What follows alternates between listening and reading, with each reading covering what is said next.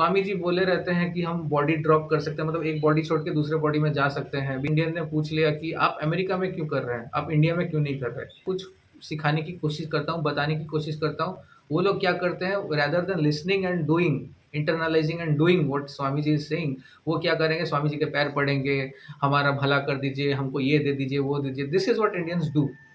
Hello friends, आज climate बहुत अच्छा है, बारिश हो रहा है एकदम, पीछे आप देख सकते हो।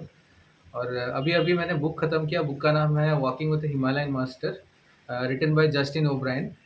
ये बुक पब्लिश हुआ था 2001 को, पब्लिश किया था फुल सर्कल पब्लिशिंग हाउस ने। तो ये है वो बुक। ऑथर का नाम है जस्टिन ओब्रायन, वो अमेरिकन प्रोफ़ेसर थे, वो थियोलॉजी पढ़ाते थे। उनको स्क्रिप्चर्स में बहुत इंटरेस्ट रहता था, लेकिन उससे ज़्यादा उनको थोड़ा मिस्टिकल साइड रिलिजन का उनको एक्सपीरियंस करना था, जो उनको मिल नहीं रहा था। He was not satisfied with religion. तो इधर-उधर ढूँढते-ढूँढते एनी हाउ उनको मिल गए स्वामी रामा। स्वामी रामा कौन है? वो एक इंडियन साधु हैं। इंडिया से वो गए अमेरिका। ये मानना है कि उनके जितने सारे गुरु थे, उनके पहले जितने गुरु थे, वो लोग ऑल्दो उन्होंने अपना बॉडी छोड़ दिया, वो लोग उनके आस-पास रहते थे और उन्होंने बहुत सारा उनको ट्रेनिंग दिया। इंडिया का जितने भी साधु लोगों का जितना भी नॉलेज है, उन्होंने उनको इम्पार्ट किया। योगा, मेडिटेशन और जितना मंत्र का उच्चारण, उपनिषद, वेदा जो भी है सब उनको ट्रेनिंग मिल गया उसमें। तो स्वामी राम का क्या full control over his body. वो जब अमेरिका गए, मेनेंजर यूनिवर्सिटी करके एक है पेंसिल्वेनिया में, आई थिंक पेंसिल्वेनिया में है। तो वहाँ पे क्या हुआ कि he did so many experiments, उसमें बहुत सारा मिरेकुलस चीज़ हुआ कि it defied the laws of physics and biology. जितना भी हम जानते थे तब तक उन्होंने सबको चैलेंज कर दिया। Heart beat, heart is involuntary, मतलब उसको कोई रोक नहीं सकता। रुक गया तो इंसान मर चुका है। लेकिन उन्होंने कुछ सेकंड्स के लिए अपना हार्ट को बंद कर दिया। फिर एक टाइम हुआ कि हाथ के दोनों साइड में टेम्परेचर बदल गया। फिर क्या हुआ कि ऐसे अपने माइंड पावर से उन्होंने कुछ सुई को ऐसे टर्न कर दिया। फिर ऐसे बहुत सारे एक्सपेरिमेंट्स हुए उन पे और सारा रिकॉर्डिंग हो रहा था। उसको उसको बायो फीडबैक एक्सपेरिमेंट बोला जा रहा था।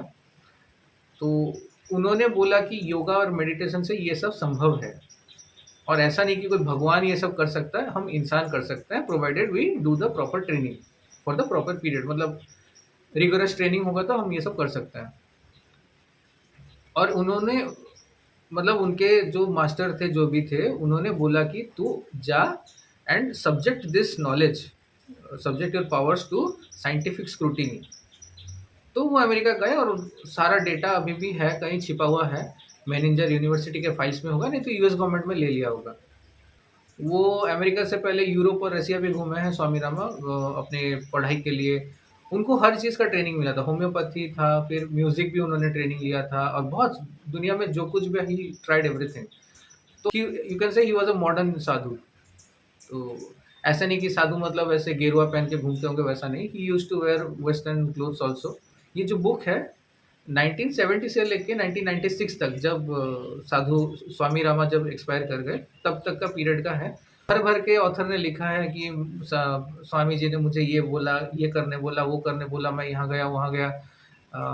ऑल ओवर अमेरिका वो घूमे, यहाँ एक प्रॉपर्टी ढूँढे, वहाँ एक ढूँढे, उसको रीमॉडलिंग करके उसको इंस्टीट्यूट बनाए, कहीं यूनिवर्सिटी बनाए, कहीं वेलनेस सेंटर बनाए। अलग-अलग जगह अलग-अलग उनका मिशन रहा है। स्वामी रामा जो बोले उस हिसाब से उन्होंने वो किया काम। बाद में latter half of the book, वो पिलग्रिमेज पे भी आए इंडिया, 2-4 बार आए। ऋषिकेश गए, महाकुंभ अटेंड किए और अलग-अलग तरीके के साधु से मिले। जापान भी गए, जापान में भी एक साल उन्होंने काम किया स्वामी रामा जी के इंस्ट्रक्शन पे। तो इतना सारा बोल तो नहीं सकते, लेकिन हाँ, कुछ-कुछ चुनिंदा चीज़ मैं बोलना चाहूँगा बुक में से। बुक में ये सारे चीज़ों में से कुछ-कुछ हैं सेक्शन जहाँ पे स्वामी जी अपना नॉलेज बताते हैं, शेयर करते हैं जस्टिन के साथ। तो जैसे कि योगा के ऊपर है, कुछ सेक्शन योगा के ऊपर है, कुछ सेक्शन मेडिटेशन के ऊपर है। एंड एक चैप्टर तो पूरा ऐसा है क्योंकि जस्टिन भी क्रिश्चियन था और थियोलॉजी के ऊपर वो बहुत पढ़ाई किया है and he was teaching about theology. तो एक चैप्टर पूरा is dedicated to Christian consciousness करके चैप्टर का नाम है।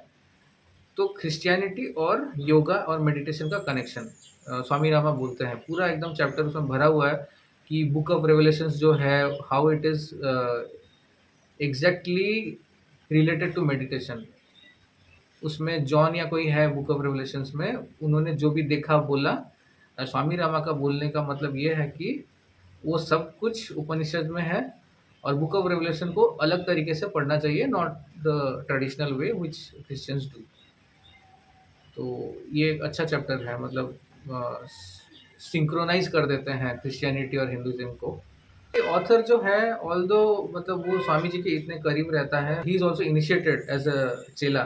स्वामी जी का चेला मतलब डिसाइपल, उनको प्रॉपर इनिशिएशन किया जाता है, इतना कुछ होता है एंड येट इफेक्ट नहीं दिखता। मतलब बात बात पे गुस्सा भी होते हैं, इमोशनल हो जाते हैं।